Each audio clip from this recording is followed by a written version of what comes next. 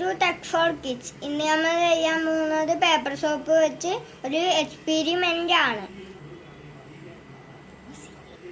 ബ്ലൂബെറിയുടെ paper സോപ്പാണ് നമ്മളിവിടെ എടുത്തിരിക്കുന്നത്. ഇതിലാദ്യമായിട്ട് പ്ലേറ്റിൽ കുറച്ച് വെള്ളം എടുക്കുക. അതിനുശേഷം പെപ്പർ പൗഡർ വിതറണം.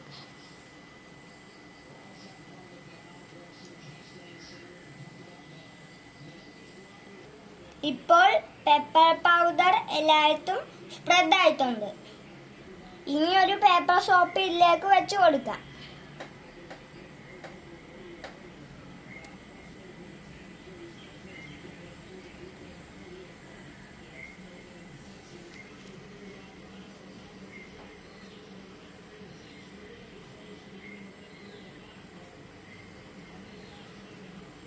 പെപ്പർ പൗഡർ സൈഡിലേക്ക് മാറിയത് കണ്ടോ?